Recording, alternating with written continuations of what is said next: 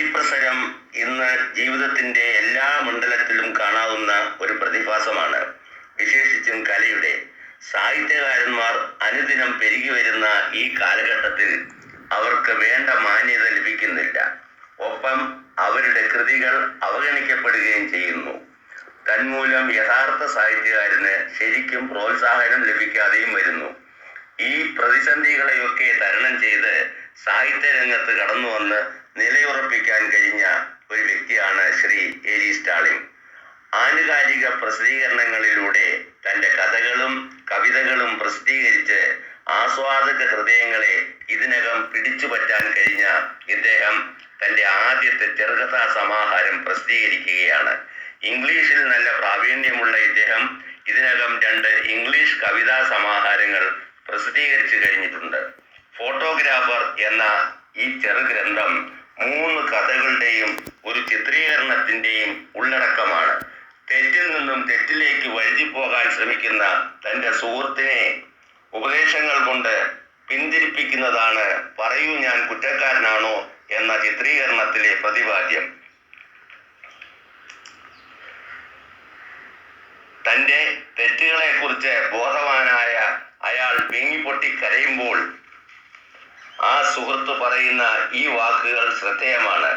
ആത്മാർത്ഥമായ പശ്ചാത്താപത്താലും നെടുവീർപ്പോടുകൂടിയ ചുടുകണ്ണീരാലും കഴുകപ്പെടാത്ത ഒരു പാപവും ഈ ലോകത്തില്ല. ആസ്വാദക ഹൃദയങ്ങളിൽ വികാരത്തിന്റെ പിരിമുറുക്കം സൃഷ്ടിക്കുന്ന ഒരു കഥയാണ് ഫോട്ടോഗ്രാഫർ. ഫോട്ടോഗ്രാഫിയുടെ കൗശലത്താൽ തകർന്നുപോയ 2 ജീവിതങ്ങൾ, വഞ്ചനയെ വഞ്ചന കൊണ്ട് നേരിടാൻ ശ്രമിച്ചതിന്റെ ഭീകരമായ പ്രത്യാഘാതം. ഈ സമാഹാരത്തിലെ ഏറ്റവും ശ്രദ്ധേയമായ കഥയും ഇതാണ്. രചനാ സൗകുമാര്യത്തിലും പാത്രസൃഷ്ടിയിലും കഥാകാരന്റെ പാടവം ഇതിൽ തെളിഞ്ഞു കാണാം. മൗനരോദനം എന്ന ഈ കഥാസമാഹാരത്തിലെ മറ്റൊരു കഥയും തികച്ചും ഹൃദയസ്പൃക്കായ ഒന്നാണ്. വായനക്കാരന്റെ മനസ്സിൽ തങ്ങി നിൽക്കുന്ന പല വാചകങ്ങളും അതിൽ നിന്നും എടുത്തു കാണിക്കാവുന്നതാണ്. പ്രേമമെന്ന ചൂണ്ടയിട്ട് നിരാശയെന്ന കരിമീനെ പിടിക്കുന്ന പൂവാലന്മാർ, അലങ്കാര ഭംഗിയും ആശയ സൗഷ്ഠവവും കൈകോർത്ത് പിടിച്ചു നിൽക്കുന്ന മറ്റൊരു വാചകം കൂടി നോക്കൂ. സന്ധ്യയുടെ സിന്ദൂര തിലകം സുന്ദരിയായ ഗോമതിയുടെ തിരുനെറ്റിയിൽ പതിച്ചു. കഥാകാരന്റെ കാവ്യപ്രതിഭ കൂടി ഈ കഥയിലുടനീളം തെളിഞ്ഞു കാണാവുന്ന മറ്റൊരംശമാണ്. മാനസം മരവിച്ചു മറവി വന്നാൽ പോലും മാനസറാണിയായി മേവണം എന്നിൽ നീ. ഒരു കാമുകന്റെ ഹൃദയാഭിലാഷങ്ങൾ കാവ്യഭംഗിയോടെ ഈ വരികളിൽ ആവിഷ്കരിച്ചിരിക്കുന്നു. കഥാപാത്രങ്ങളുടെ മാറി വരുന്ന മാനസിക സ്ഥിതി അനുസരിച്ച് അവരുടെ സംഭാഷണ ശൈലിയിലും അനുയോജ്യമായ രീതിയിൽ മാറ്റം വരുത്തുന്നതിലും നമ്മുടെ കഥാകൃത്ത് അത്യന്തം വിജയിച്ചിട്ടുണ്ട്. കഥയിലെ വഞ്ചിക്കപ്പെട്ട കാമുകന്റെ ഹൃദയത്തിൽ നിന്നും ഉതിരുന്ന വാക്കുകൾ ഇതിന് സാക്ഷ്യം വഹിക്കുന്നു.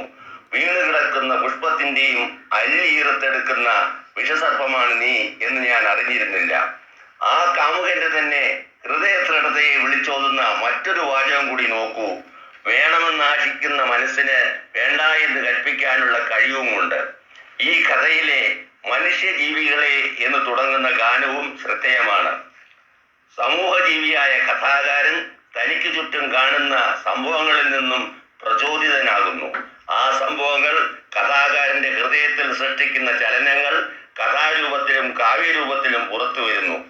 പാവം ബാലൻ എന്ന കഥ ഈയിടെ നടന്ന മനുഷ്യ മനസ്സിനെ ആകെ ഞെട്ടിപ്പിച്ച ഒരു സംഭവത്തിൽ നിന്നും പ്രചോദനം ഉൾക്കൊണ്ട് എഴുതിയതാണ്. കഥയുടെ തുടക്കത്തിൽ തന്നെ പ്രതിപാദിക്കപ്പെടാൻ പോകുന്ന ഭീകര രംഗത്തിന്റെ സൂചന വ്യംഗ്യ ഭംഗിയിൽ അദ്ദേഹം നൽകിയിരിക്കുന്നത് നോക്കൂ. അകലെയും അടുത്തുമായി കലികൊണ്ട കാറ്റും കനത്ത മഴയും ചേർന്ന് കാലന്റെ ക്രൂരതയോടെ കുരുന്നിലകളുടെയും കുടമുല്ലകളുടെയും കഴുത്തറുക്കുന്നത് എനിക്ക് കാണാമായിരുന്നു.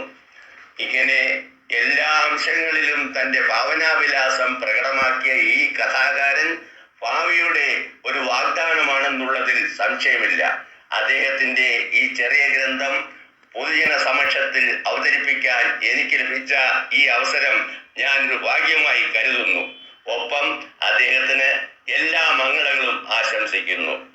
നിങ്ങൾ ഇപ്പോൾ കേട്ടത് 1973 ജൂലൈയിൽ കൊല്ലം സതേൺ ആർട്ട് പ്രിന്റേഴ്സ് പ്രസിദ്ധീകരിച്ച വളരെയധികം ജനപ്രീതി നേടിയ ഡോക്ടർ കാവനാട് A.G. സ്റ്റാലിങ്ങിന്റെ ഫോട്ടോഗ്രാഫർ എന്ന മലയാളത്തിലെ അദ്ദേഹത്തിന്റെ ആദ്യ ചെറുകഥാ സമാഹാരത്തിന് അദ്ദേഹത്തിന്റെ സ്നേഹിതൻ ശ്രീ C. രാജേന്ദ്രൻ എഴുതിയ അവതാരികയിൽ നിന്നുമുള്ള വാചകങ്ങളാണ്.